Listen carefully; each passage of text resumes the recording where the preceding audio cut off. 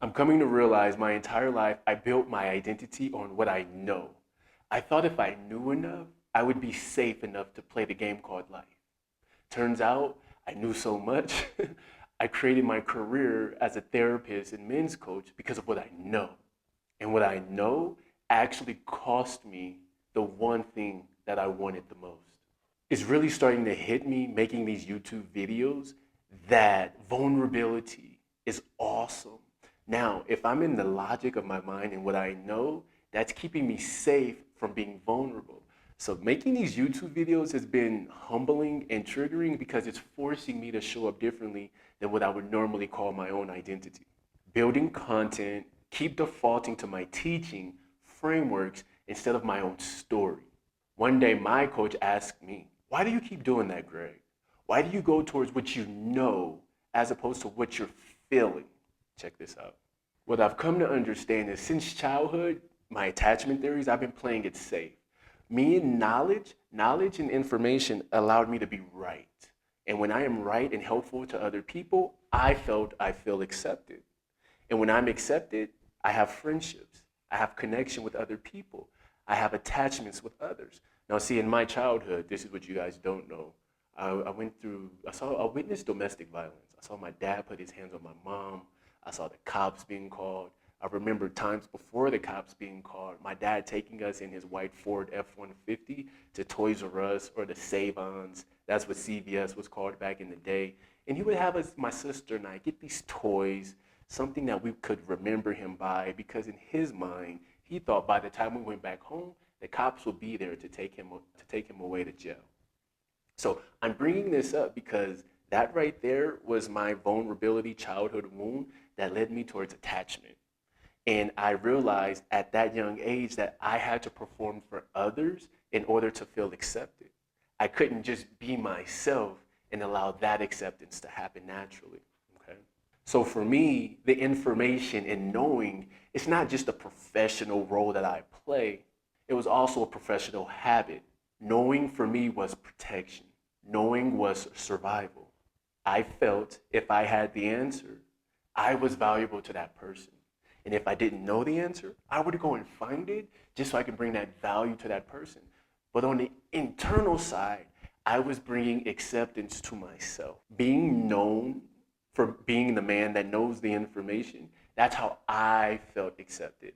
That's how I reinforced identity inside of me. Now, if any of this part is landing with you, I want you to know this is what we work on in the Regulated Man system.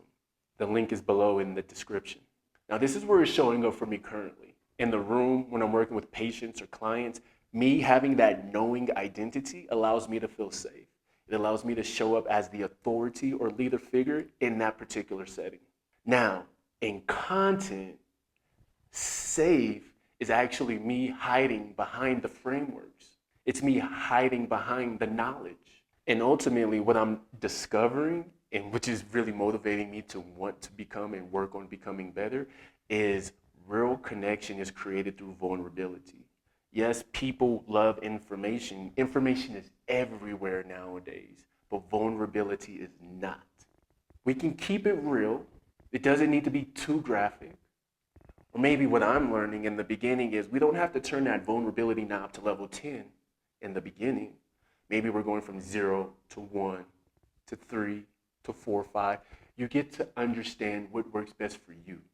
Now, if you're a man and you're leading with competency, you're leading with authority, you're leading with control, I get it. Because internally, that's the boy inside of you playing it safe. Now, the difference is, this is what I'm transforming into. I don't want to know, I want to be known for ... So in my partnership, I want to be known for the man that can rise to adversity and have the challenging, vulnerable conversations. That's what I want to be known for. Now, what I know. When it comes to my career, I want to be known as the man that's willing to not just have the information, but he's speaking from transparency and putting himself out there too. You see, yes, I have the authority, but at the same time, I'm a human being just like yourself. And what this is going to do internally is you're creating clarity through your identity, not the identity that you've attached on from your parents, your guardians, or whoever raised you as a child. The deeper work is knowing and trusting that we get to break free from the identity that we've been holding on to based on survival.